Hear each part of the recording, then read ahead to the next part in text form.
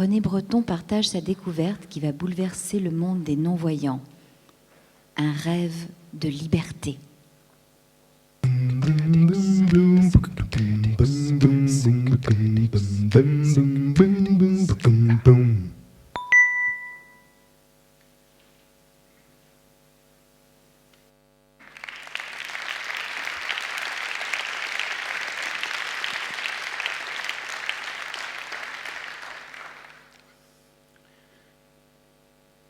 Je suis aveugle de naissance et depuis 1997, j'exerce la fonction de président de l'UNADEV, l'Union nationale des aveugles et déficients visuels, dont le siège social est basé à Bordeaux.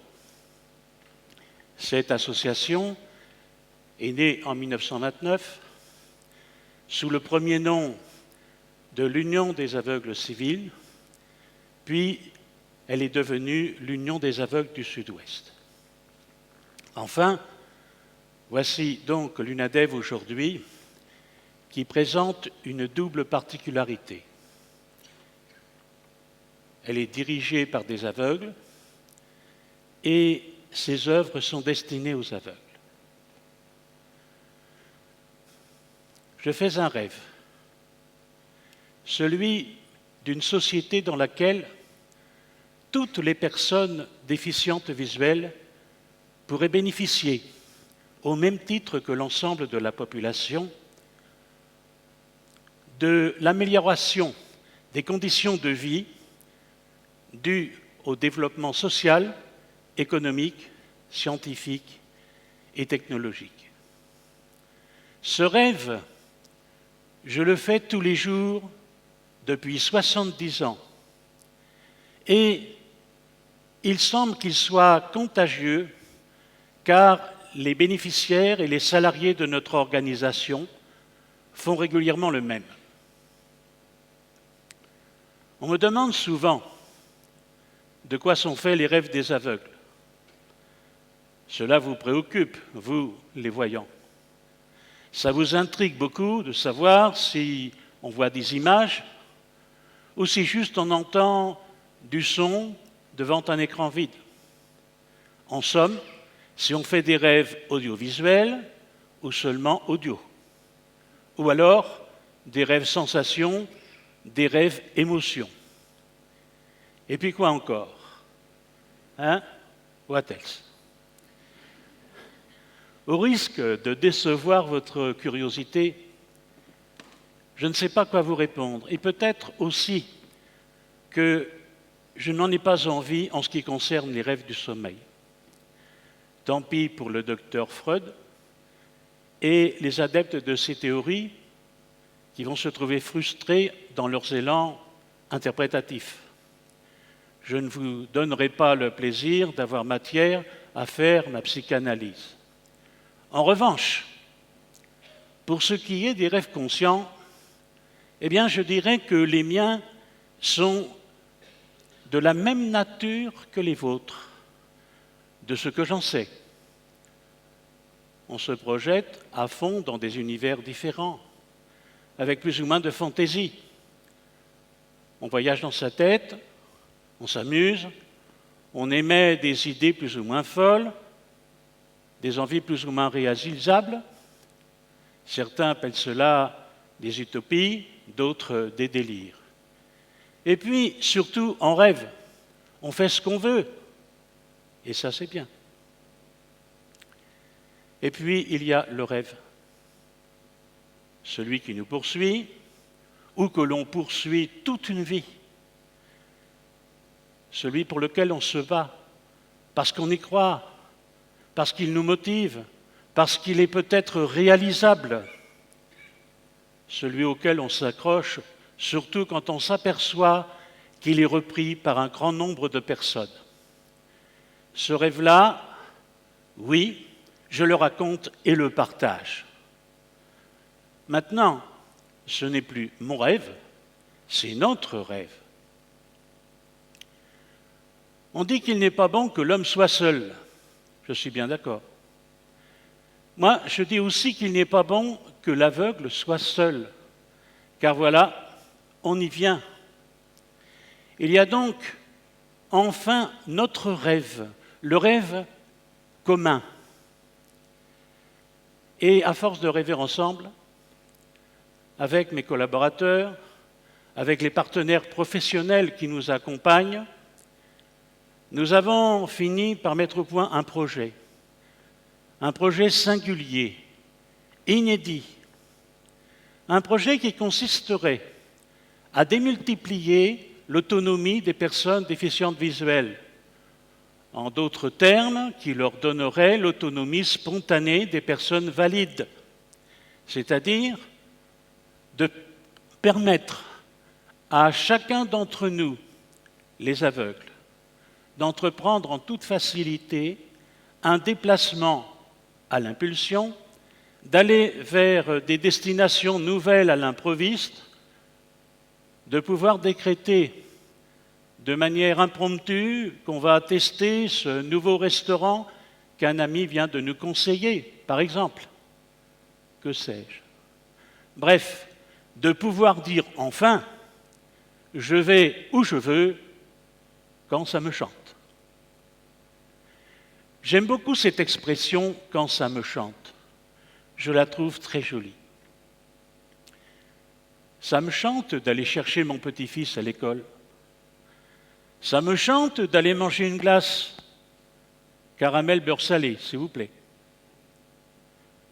Il faut se rendre compte de ce que ce rêve devenu projet représente en nouveauté dans la vie quotidienne pour nous qui ne voyons pas aussi peu. Bien sûr, nous savons nous déplacer seuls ou presque. Nous avons notre bonne vieille canne blanche, le minimum syndical, qui est même doté pour certains modèles d'aménagements électroniques fort utiles. Nous avons notre chien guide, formidable compagnon dont on ne vantera jamais assez les immenses mérites et compétences. Mais allez demander à votre canne ou à votre chien de vous emmener au bar de l'Âne qui tousse, ou chez Yvette, ce petit restaurant dont vous avez noté l'adresse. Essayez de commander à votre chien de vous amener chez votre copain Paul, à qui vous n'avez pas rendu visite depuis longtemps. Ou boire un verre chez Franck, le nouveau bistrot à la mode. Ne soyez pas surpris si votre chien vous répond « Eh, dis donc, je ne suis pas chauffeur de taxi ». Il ne s'agit pas seulement de nous passer nos caprices ou nos envies du moment. Le rêve, le projet va plus loin que cela. Il va jusqu'à pouvoir améliorer la sécurité à la maison avec une déclinaison d'options et de possibilités que l'on imagine volontiers illimitées. Parce que tout progrès technique a commencé par un rêve qui un jour a germé dans l'esprit d'un rêveur avant d'atterrir dans un laboratoire de recherche. Alors, oui, petit à petit, le cercle des rêveurs s'est agrandi. Le rêve, le projet est devenu réalité.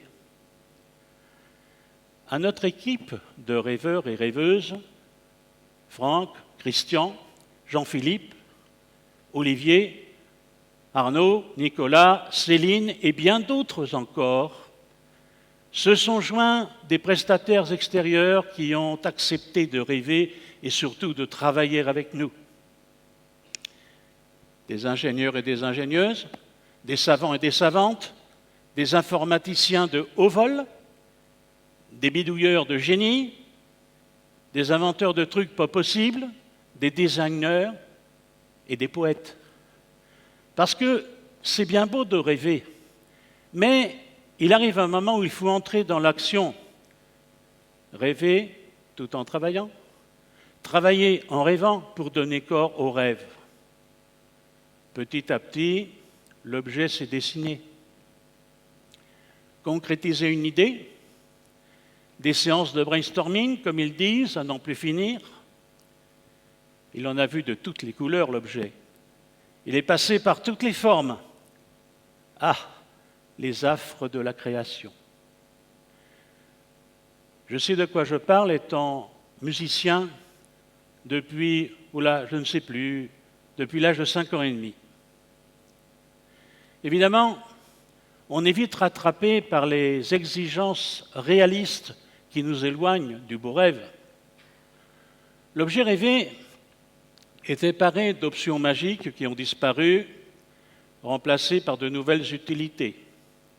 Sa texture, que l'on voulait douce et agréable au toucher, s'est transformée en matière plastique, froide, mais solide, et surtout anti-choc. Eh oui, ce n'est pas un doudou pour dormir et faire de beaux rêves. L'objet que l'on avait pensé comme un discret médaillon accroché autour du cou, élégant et raffiné, devient plus gros qu'un téléphone portable ancien modèle, parce qu'il faut bien embarquer tout un tas de pièces électroniques, des antennes, des batteries. Ainsi, le projet est devenu objet. Nous avons assisté à toutes les mutations, au gré des avancées, des reculs et des redémarrages en trompe de nos rêveurs, chercheurs, travailleurs acharnés. Et puis enfin, l'objet est devenu prototype. Nous avions en main l'appareil zéro, le premier d'une longue lignée de successeurs améliorés. Nous avons dignement fêté sa naissance. Croyez-moi, nous l'avons baptisé au champagne comme il se doit. Enfin, pas lui, nous. Sans lui trouver d'autre nom à ce moment que solution. Voilà, le rêve a commencé et a fini par s'appeler solution. N'empêche, en attendant qu'elle soit opérationnelle, cette solution, moi, je continuais de rêver. De toute façon, je ne m'arrêterai jamais. J'aime qu'on dise de moi que je suis un doux rêveur. Surtout quand ça porte ses fruits. Notre solution, elle allait en changer des choses dans notre vie d'aveugle, à la maison ou à l'extérieur. Cet appareil apporterait autonomie, sécurité, convivialité. Des mots qui semblent un petit peu abstraits, galvaudés, rabâchés, quand ils sont énumérés comme cela. Une aide humaine. Aide humaine. Ces deux mots-là, ils sont bien. Attention, la chaussée est encombrée. Non, vous n'êtes pas place de la République. Vous êtes rue Solferino. À cette adresse, il n'y a plus de bar tabac, mais un coiffeur pour dames. Il faut imaginer les situations concrètes. Pour moi, ce n'est pas difficile. Et vous? Mettez-vous à ma place. Non, je ne vous le souhaite pas. Et puis si, tiens, essayez, juste en imagination quelques instants, et vous verrez, ou pas. J'imagine, vous imaginez, nous imaginons une aide à distance. Une aide qui va compléter celle que m'apporte mon chien guide ou ma canne électronique. Une aide qui va permettre à mes proches de me localiser quand je me perds, par exemple. Et cela m'est arrivé. Eh oui, et là, ce n'est pas la joie, c'est moi qui vous le dis. Pour qu'ils puissent me donner des indications sur mon environnement immédiat, j'imagine encore et encore une solution que je pourrais programmer moi-même et qui me guidera. Je pense que pour nombre d'entre vous, cela évoque quelque chose. C'est pas si nouveau que ça, me direz-vous. C'est déjà vieux comme le monde, ou presque. Monsieur Breton, il est en train de nous inventer le GPS. Dis donc, GPS, encore un sigle. Ça doit vouloir dire gros problème de situation. J'imagine alors pouvoir programmer mes sorties tout seul, aller au concert, à tous les concerts, dans des salles officielles et puis aussi dans de nouvelles salles. Aller au concert quand je veux, quand ça me chante. Évidemment, mon chien guide me sera toujours nécessaire, ainsi qu'à toutes les personnes aveugles comme moi, mais nos amis malvoyants pourront ainsi s'aventurer vers de nouvelles destinations, vers de nouveaux quartiers, en route pour de nouvelles aventures. Bon, ça suffit, assez divagué. Venons-en au fait. Cette situation, elle existe. Elle a enfin un nom digne de ce nom. Cet appareil, nous l'avons appelé hibou, en référence à ce drôle d'oiseau qui voit dans le noir. Le hibou est un appareil complexe qui sert à la maison ou dans les déplacements. Il a compris ce que l'on attendait de lui et il y répond parfaitement. Voilà, je suis arrivé au hibou de mes rêves. Voici, nous trouvons un boîtier connecté à Internet qui possède les fonctionnalités d'un téléphone fixe et qui pilote divers capteurs de sécurité. Détecteur d'intrusion, détecteur de fumée, détecteur de mouvement, caméra reliée à un centre d'assistance capable de vous lire un courrier ou de donner l'alerte en cas de chute. Puis, une partie mobile qui vient avec vous quand vous sortez.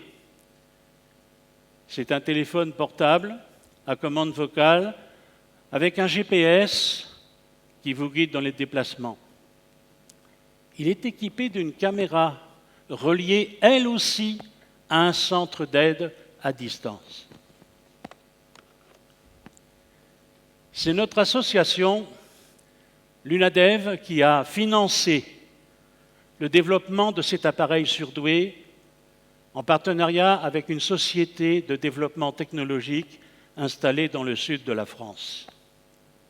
Car, en dehors de l'aide que l'on ne doit jamais lâcher, en dehors du rêve qu'on ne doit jamais lâcher, en dehors du travail qu'il ne faut jamais laisser, il y a bien une autre question primordiale qui rentre en jeu. Dans ce processus de création technologique à un si haut niveau de réussite, naturellement, c'est la question du financement d'un tel projet. Rêveur, mais pas naïf. Ce projet n'aurait tout simplement jamais pu voir le jour sans la générosité de nos donateurs, à laquelle je veux ici rendre un hommage particulier. Voir le jour. Encore une belle expression que j'aime. À nos chères donatrices et donateurs que je remercie encore et toujours du fond du cœur.